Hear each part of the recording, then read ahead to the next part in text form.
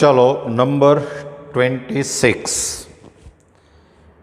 तमने आनु एक्सपान्शन आवु आपेलू है तो आपणे शू करिए कि एक्चुअली आपणे आनु एक्सपान्शन करिए कि 1 minus y raise to m into 1 plus y raise to n आनु जो आपणे एक्सपान्शन करिए तो ये आम थशे आ थशे MC0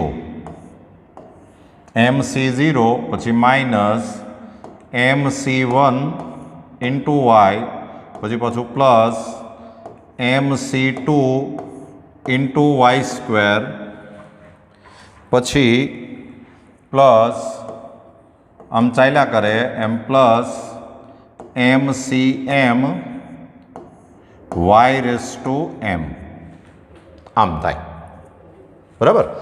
आ प्लस आवे के माइनस आवे ए एक्चुअली एम ऊपर आधारित होय एटले आपणे आनुं लास्ट पद लखता नथी, छेल्लुं पद नथी लखता, आपणे खाली एवुं लखीए के आम चाल्या करे आम। पछी इंटू इंटू आनुं तमे एक्सपान्शन करो तो ई आवशे NC0 प्लस NC1 इंटू वाय plus NC2 into Y square plus M चाल्या करे। आ आपणे एक्सपान्शन लख्युं। हवे मारे शुं करवुं छे के अहींया वाय नो सहगुणक A1 छे, आपणे कदाच आनुं एक्सपान्शन कर्युं होय साव तो वाय नो सहगुणक शू आवे ई आपणे कहेवुं छे। तो आपणे लखशुं के वाय नो सहगुणक मल्टीपल ऑफ वाय। तो वाय वाळुं पद बनाववुं होय ने तो आनी साथे मल्टीप्लाय थाय एटले सहगुणक आवे MC0 इंटू NC1 आम अने आ छे आनी साथे गुणाय त्यारे वाय वाळुं पद आवे एटले माइनस MC1 इंटू NC0 आ वाय नो सहगुणक आव्यो। बाकी तमे आने गमे नी हारे गुणो वाय नो थाय बराबर, એટલે वाय नो सहगुणक आवो ज आवशे।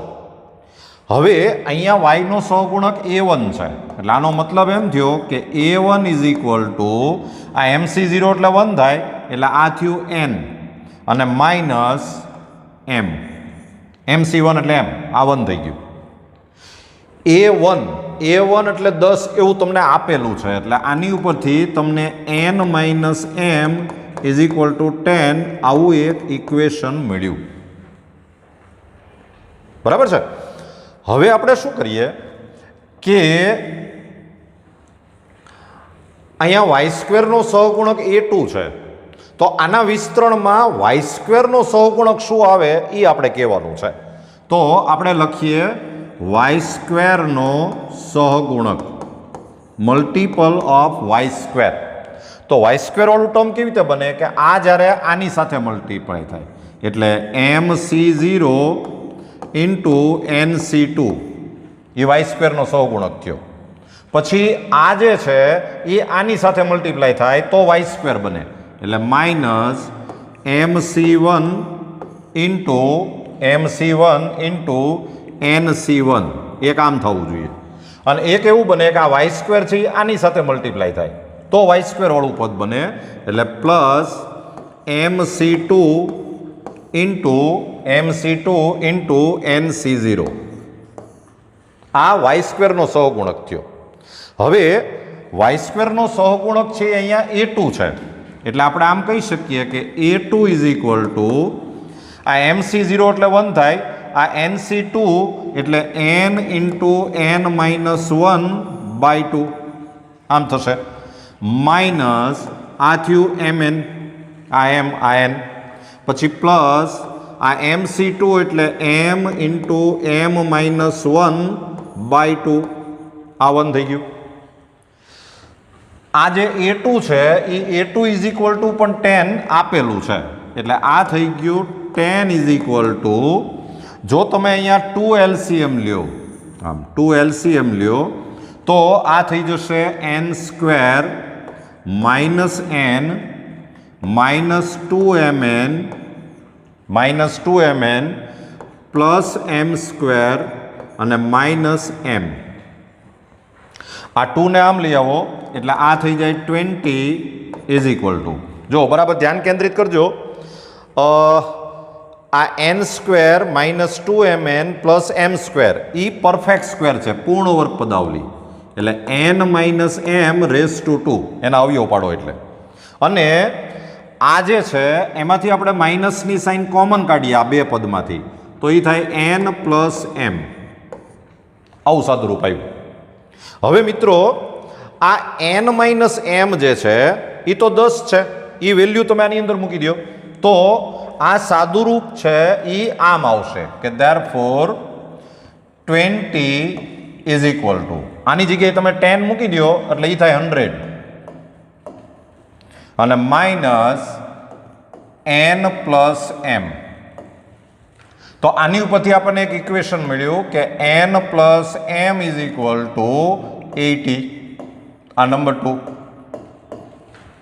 અને હવે મિત્રો તમે સમજી ગયા હશો કે આ બે ઇક્વેશનને આપણે સોલ્વ કરી દઈએ, એટલે ધારો કે આપણે એ બેને પ્લસ કરીએ એટલે કે 1 + 2 કરીએ, તો બેને પ્લસ કરશો એટલે m કેન્સલ થાય, 2n ઇઝ ઇક્વલ ટુ 90, તો implies n is equal two 45. A n is equal two 45 છે એ આમાં મૂકી દો, તો m is equal two 80 - n, એટલે કે 80 - 45, એટલે આ થઈ ગયું 35. એટલે mn ની વેલ્યુ આવી ગઈ, mn is equal two m એટલે 35, n એટલે 45. લ્યો આ આપણો આન્સર આવ્યો. તો આપણો આન્સર આવશે ઓપ્શન ડી. ડી ઓપ્શન છે એ આપણો આન્સર છે.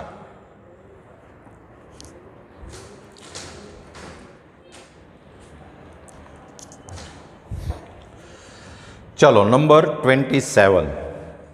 આપણે પહેલું કામ એ કરીએ કે આ a-b⁻n છે એમાં વ્યાપક પદ લખીએ, જનરલ ટર્મ. તો tr+1 is equal two ncr, પછી a⁻n−r અને -b⁻r, આ એનું જનરલ ટર્મ થયું. બરાબર. હવે તમને જે એણે આપેલું છે એ એવું આપ્યું છે કે 5મા અને 6ઠ્ઠા પદનો સરવાળો 0 છે. Sum of 5th and 6th term is 0. એટલે તમને આપ્યું કહેવાય એણે t5 + t6 is equal to 0. And therefore આમાંથી આપણે t5 શોધવું હોય તો r ઇઝ ઇક્વલ ટુ 4 મૂકવું પડે, તો આ થશે nc4 ઇન્ટુ a⁻n−4 અને -b⁻4 પ્લસ t6 શોધવું હોય તો આમાં n ઇઝ ઇક્વલ ટુ 5 મૂકવું પડે, એટલે nc5 a⁻n−5 ઇન્ટુ -b⁻5 અને ઇઝ ઇક્વલ ટુ 0. આમ થયું આ. Therefore nc4 into a⁻n−4 into b⁻4, even degree છે બેકી એટલે માઇનસની સાઇન કાઢી નાખો તો ચાલે, પણ આમાં માઇનસની સાઇન આવશે એટલે -nc5 a⁻n−5 into b⁻5 is equal to 0. Right. આને આમ લઈ આવો એટલે therefore nc4 into a⁻n−4 into b⁻4 is equal two nc5 a⁻n−5 into b⁻5. આ ટર્મને નીચે લઈ લ્યો, આ n વાળું ટર્મ આ સાઈડ લઈ લ્યો, એટલે therefore a⁻n−4 b⁻4 અપન a raised to n minus 5 b raised to 5 is equal to nc5 upon nc4. તો હજી જો આપણે થોડુંક સાદું રૂપ આપીએ તો એ આમ થશે કે therefore અહીંયા આધાર સરખો એટલે ઘાતની બાદબાકી થાય તો n માઇનસ 4 માંથી માઇનસ n પ્લસ 5 એવું થાય એટલે અહીંયા ઉપર a વધશે અને નીચે b વધશે એટલે a upon b is equal two આ nc5 નો મતલબ થાય n into n minus 1 into n minus 2 into n minus 3 into n minus 4 upon 5 factorial 5 પદ લખવાના હોય 5 ટર્મ્સ. nc4 નો મતલબ થાય n into n minus 1 into n minus 2 into n minus 3 અને into 4 factorial. એ 4 factorial ઉપર જાય રાઈટ. તો આ બધું કેન્સલ થઈ જાય એટલે અહીંયા વધશે ઉપર n માઇનસ 4 વધે n માઇનસ 4 ઇન્ટુ 4 ફેક્ટોરિયલ અને અપન 5 ઇન્ટુ 4 ફેક્ટોરિયલ. આ 4 ફેક્ટોરિયલ કેન્સલ એટલે n માઇનસ 4 બાય 5 આમ આવશે. તો a upon b is equal to n minus 4 by 5 એટલે આપણો આન્સર આવે ઓપ્શન બી.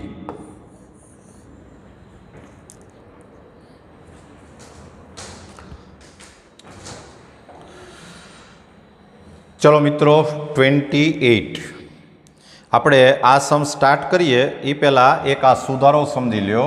અહીંયા 20 નથી પણ 10 છે. હવે આ MCQ કરવા માટે તમને એક આટલી ખબર હોવી જોઈએ જો કે આપણી પાસે એક આવું ફોર્મ્યુલા છે કે 1 માઇનસ એક્સ રેસ ટુ 20 હોય તો આને તમે આમ કહી શકો કે 20C0 પછી માઇનસ 20C1 ઇન્ટુ એક્સ પછી પાછું plus 20C2 into x square પછી પ્લસ 20C પ્લસ નહીં પણ પછી માઇનસ 20C3 એક્સ ક્યુબ પછી પાછું plus 20C4 x raise to 4 પછી પાછું માઇનસ એમ ચાલ્યા કરે એમ છેલ્લે આવે plus 20C20 x raise to 20 આમ આવે.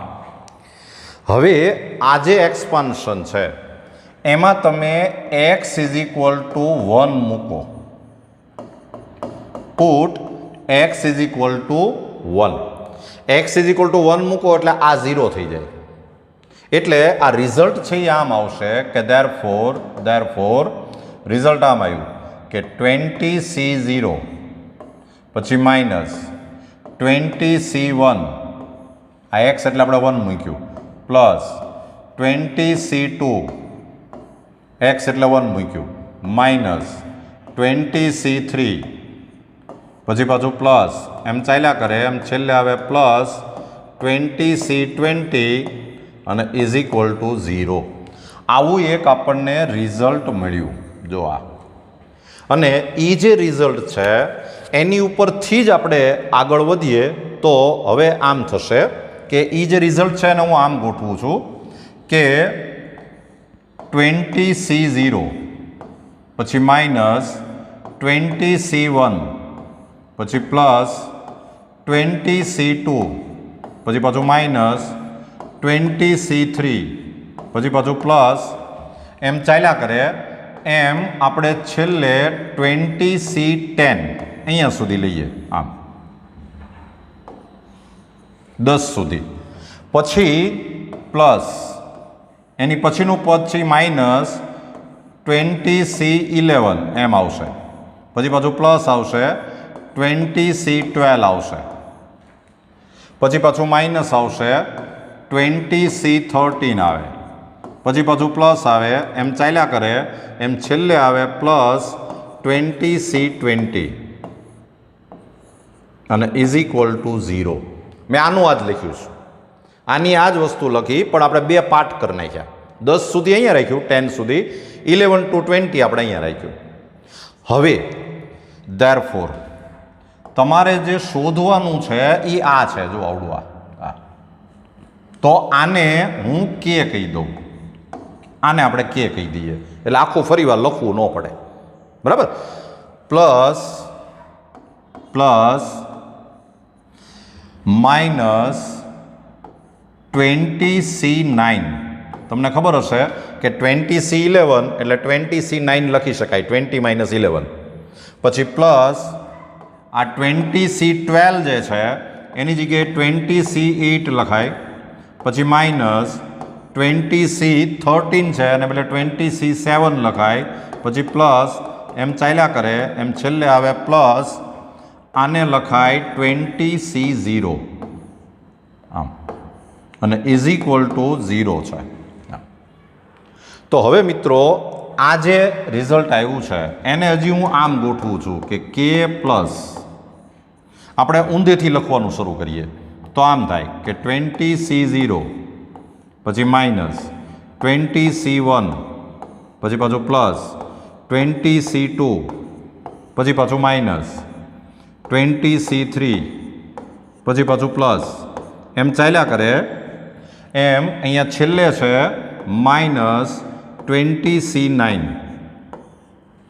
અને એક ટર્મ હું વધારાનું લખું છું 20C10. આ આપણે વધારાનું મૂક્યું, જે હતું નહીં. તો આપણે રાઈટ સાઈડ મૂકવું પડે, તો ઇઝ ઇક્વલ ટુ 20C10. આ 20C10 આપણે બંને બાજુ એડ કરી દીધું.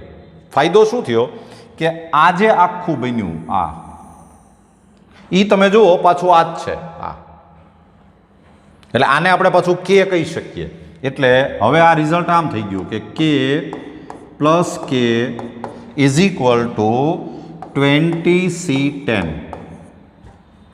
And therefore 2k is equal two 20C10 and therefore k is equal two 1/2 into 20C10. તો આપણે જે શોધવાનું છે એ 1/2 20C10 આ આપણો આન્સર છે, બરાબર. એટલે આપણો આન્સર છે ઓપ્શન બી.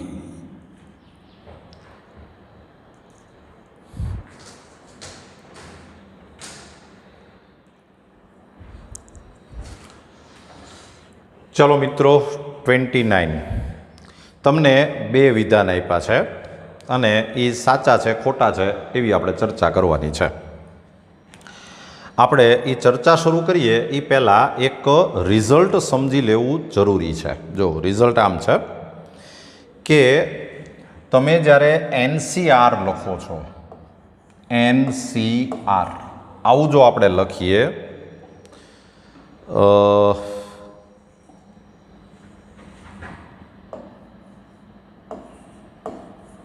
NCR જો તમે લખો તો એનું ફોર્મ્યુલા છે, NCRનું ફોર્મ્યુલા કે n factorial upon n - r factorial into r factorial, આવું એનું ફોર્મ્યુલા છે.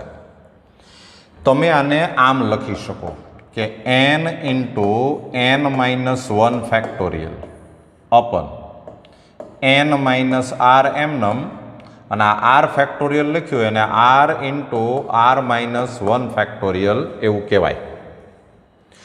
તો આ છે ને આમ થઈ ગયું કે n/r ઇન્ટુ આ n/r, પછી આ જે લખ્યું છે એને તમે આમ લખી શકો કે n - 1 ફેક્ટોરિયલ અપન આ n - r લખ્યું એને આમ લખાય કે n - 1 માઇનસ r - 1 ફેક્ટોરિયલ. તમે જુઓ આ 1 1 તો કેન્સલ જ થાય એટલે n - r ફેક્ટોરિયલ જ કહેવાય, અહીંયા ફેક્ટોરિયલ છે. અને ઇન્ટુ r - 1 ફેક્ટોરિયલ. તો એક રિઝલ્ટ આવ્યું, જો બરાબર યાદ રાખી લેજો કે therefore NCR is equal two n/r into આ જે છે એ n - 1 C r - 1 નું ફોર્મ્યુલા છે. જો એટલે આ એક રિઝલ્ટની આપણે જરૂર પડવાની છે, એટલે આ એક રિઝલ્ટ બરાબર યાદ રાખજો. સ્ટાઇલ જોઈ લેજો, n/r અને પછી આ બેમાંથી એક એક ડિક્રીઝ કરી દેવાનું, ઓછું કરી દેવાનું. Right, clear? તો હવે આપણે સમ શરૂ કરીએ અને એમાં આપણે સૌથી પહેલાં આ વિધાન 2ની ચર્ચા કરવી છે. આપણે આ વસ્તુની ચર્ચા કરવી છે.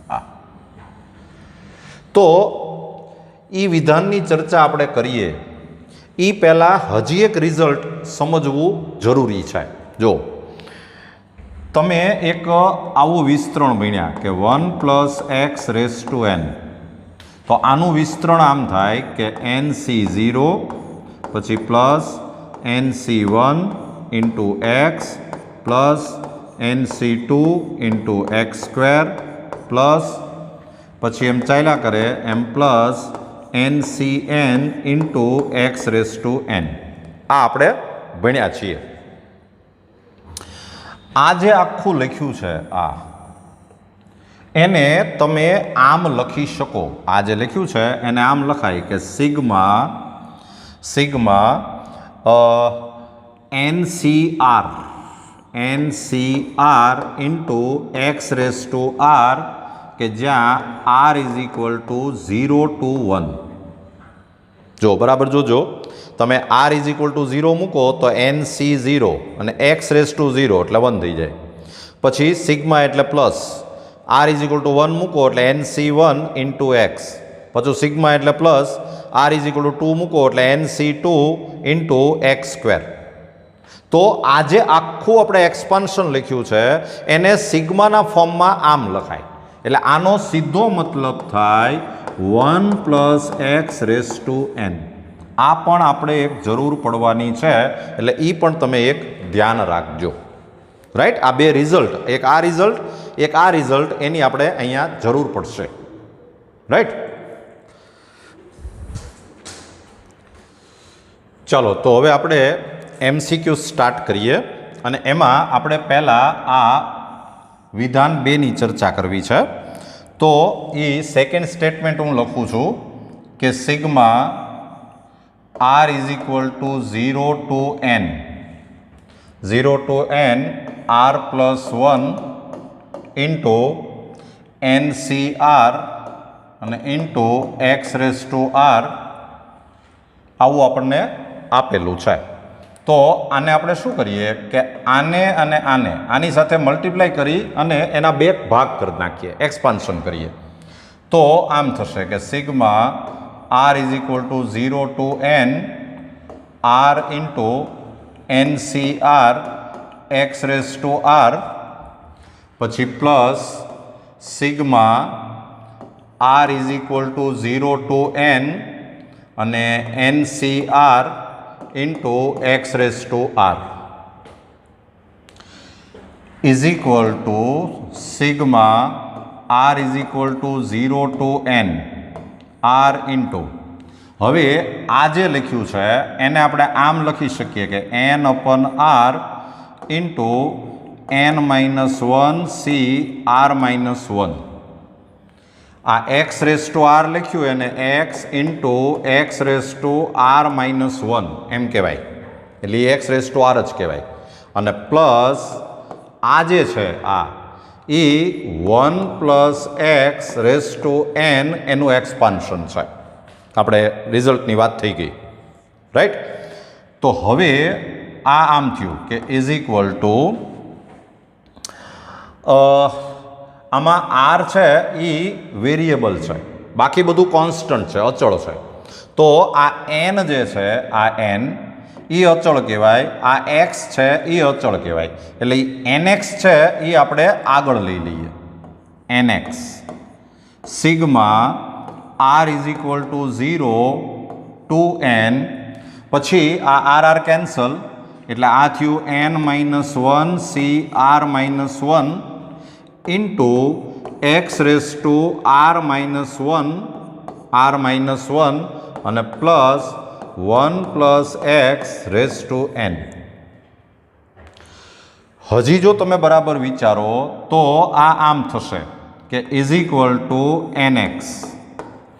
હવે તમે જુઓ કે આની જગ્યાએ જેમ તમે આ ફોર્મ્યુલા મૂક્યું તો આ એ જ ફોર્મ્યુલા છે, પણ એમાં તમારે એનની જગ્યાએ n-1 છે, એનની જગ્યાએ n-1 છે.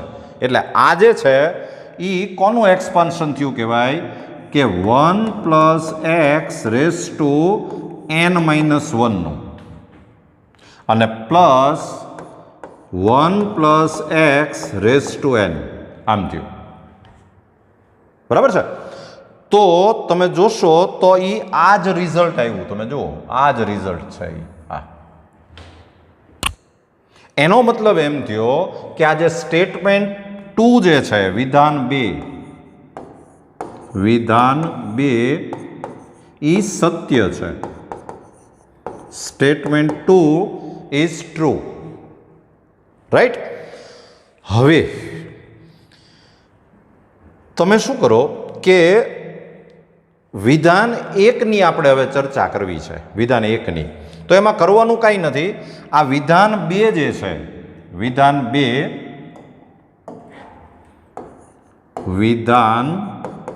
2 માં x = 1 મૂકો.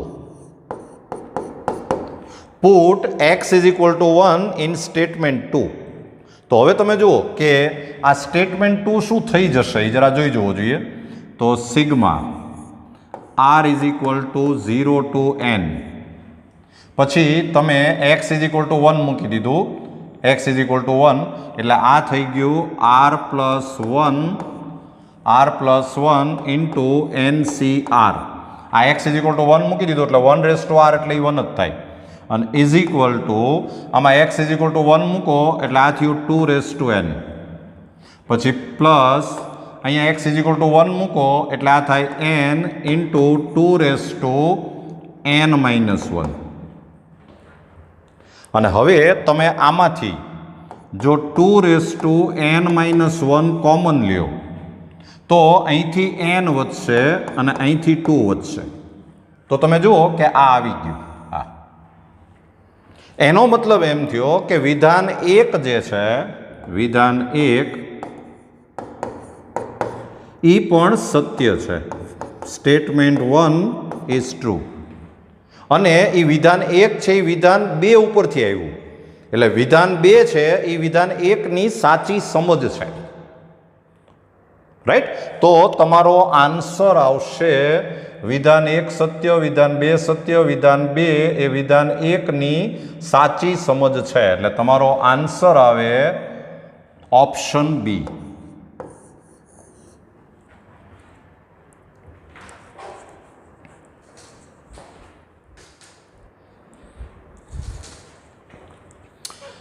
ચલો મિત્રો, નંબર 30. આ જે છે એને તમે 9 વડે ભાગો તો શેષ કેટલી વધે? Remainder. If you divide this statement by 9 then how much the remainder? એના માટે આપણે એક કામ કરીએ કે આ જે લખ્યું છે 8^2n -62^2n + 1, આને આપણે આમ ગોઠવીએ કે આ 8^2n -62^2n + 1. તો આ થઈ ગયું 64^n -62^2n + 1. રાઈટ?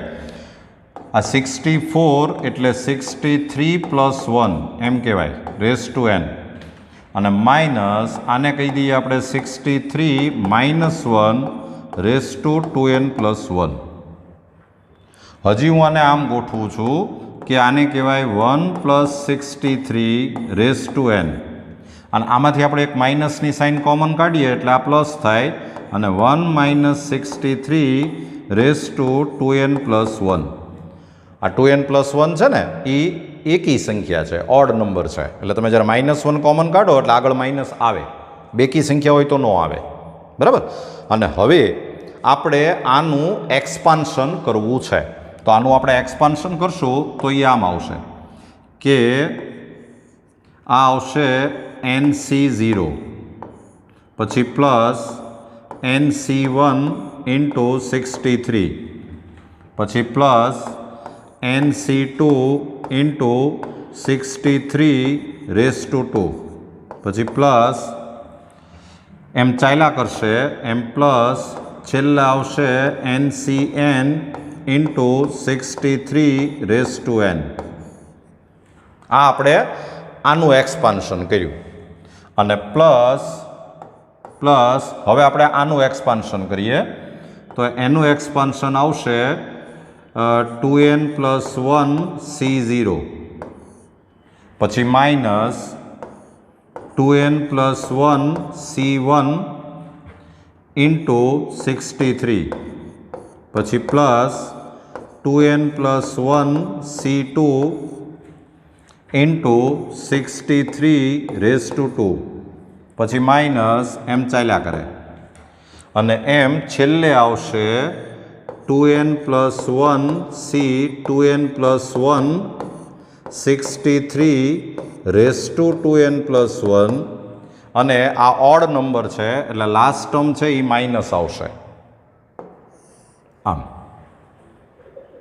હવે મિત્રો બરાબર સમજજો. જુઓ હવે જે હું સાદુરૂપ આપું છું એ આમ છે કે આપણે અહીંથી શરૂ કરેલું છે કે 8^2n minus 62^2n + 1 is equal two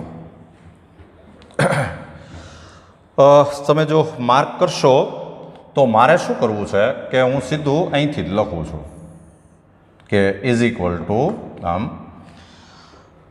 આ NC0 એટલે 1 થાય, આ 2n + 1 C0 એટલે 1 થાય અને આ 1 + 1 એટલે 2 થાય. એટલે પહેલાં તો આપણે 2 મૂકી દઈએ. બાકી જેટલા ટર્મ વધ્યા અહીંથી શરૂ કરીને આ બધા ટર્મ વધ્યા, અહીંથી શરૂ કરીને આ બધા ટર્મ વધ્યા, એમાંથી આપણે 63 કોમન લેવું છે.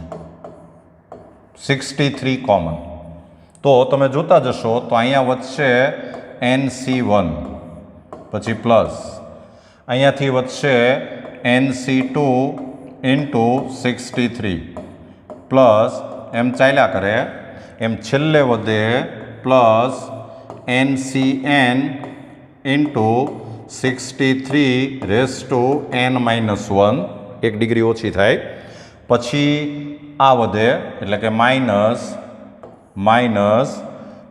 2n + 1 C1 આમ વધશે 63 તો કોમન નીકળ્યું પછી પ્લસ 2n + 1 C2 ઇન્ટુ 63 આ એમ ચાલ્યા કરશે આ 63 પછી પાછું આ પ્લસવાળું ટર્મ આ માઇનસ છે સોરી આ માઇનસ છે આ માઇનસ પછી આ પ્લસ અહીંયા 63 વધ્યું પછી પાછું માઇનસ એમ ચાલ્યા કરશે એમ છેલ્લે આવશે માઇનસ 2n + 1 C 2n + 1 અને 63^2n આમ અહીંયાથી 1 ડિગ્રી ઓછી થઈ જાય રાઈટ.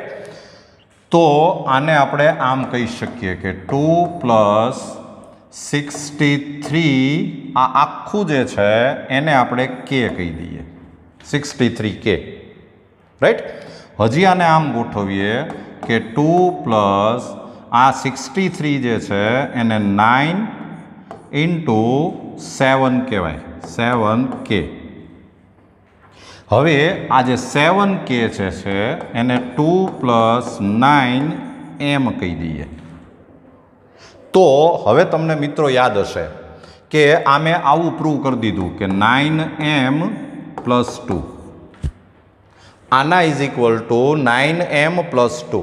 આનો મતલબ જ એમ થાય કે આને તમે 9 થી ડિવાઈડ કરો તો શેષ છે 2 વધે. આને તમે 9 થી ડિવાઈડ કરો તો રિમાઇન્ડર 2 આવે એટલે તમારો આન્સર જે છે એ ઓપ્શન A છે.